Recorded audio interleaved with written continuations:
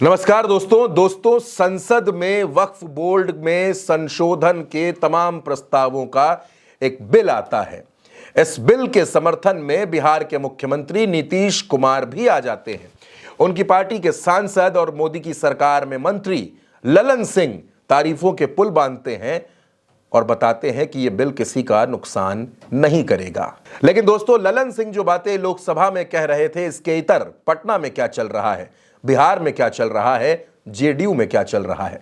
दरअसल दोस्तों, जब से इस बिल का समर्थन नीतीश कुमार की पार्टी ने संसद में कर दिया है, तब से बिहार में जेडीयू दो फाड़ हो गई है। बिहार में जेडीयू के तमाम मुस्लिम नेताओं ने नीतीश कुमार से मुलाकात की, उनके साथ बैठक की और अपनी चिंता जाहिर की।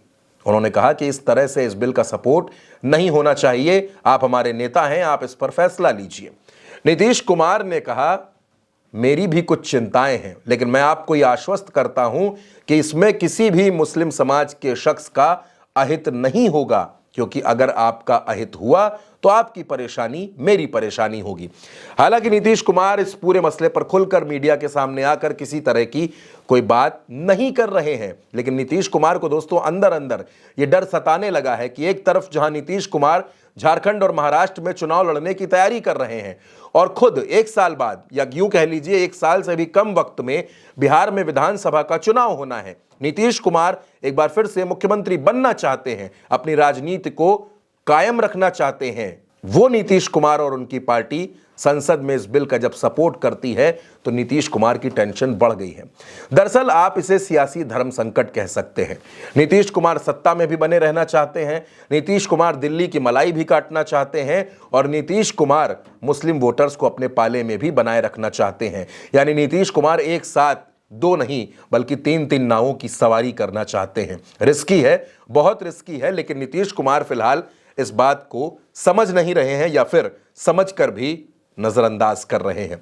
लेकिन दोस्तों, यह सियासत है, यहां नजरअंदाज करने से राजनीति नहीं चलती है। जब अपनी ही पार्टी में दो फाड़ होने लगे हैं, अपनी ही पार्टी के नेता अलग अलग धड़ों में बंट गए हैं, एक ऐसा मसला जिसने पार्टी में विद्रोह की आशंका पैदा कर दी है, एक ऐसा मसला जो जेडीयू के टुकड़े टुकड़े कर सकता है, नीतीश कुमार उस अनहोनी को भी भांप रहे हैं। नीतीश कुमार ये समझ रहे हैं कि वो चारों तरफ से मुश्किलों से घिर गए हैं।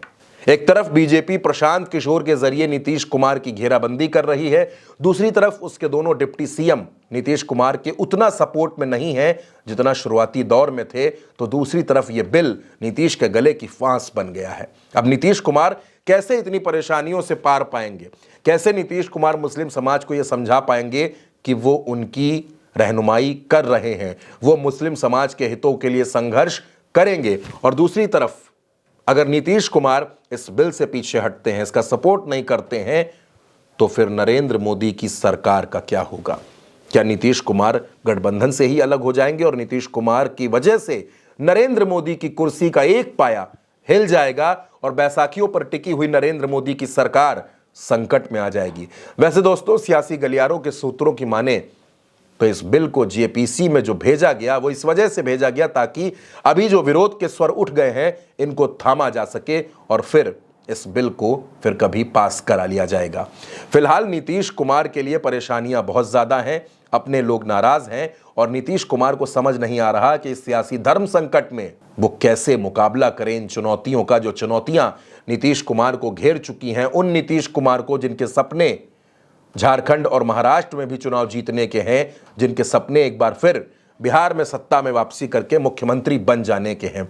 अब नीतीश कुमार के सपनों का क्या होगा और नीतीश कुमार के अपनों का क्या होगा, ये आने वाला वक्त तय करेगा। लेकिन फिलहाल दोस्तों, नीतीश कुमार बुरी तरह से घिर गए हैं। मुश्किलों से बाहर निकलना एक चुनौती बन गया है। दोस्तों, ये खबर आप मेरे साथ उल्टा चश्मा यूसी पर देख रहे थे। इस खबर के बारे में आपकी जो भी राय हो, अपनी राय हमें कमेंट बॉक्स में जरूर भेजिएगा। नमस्कार।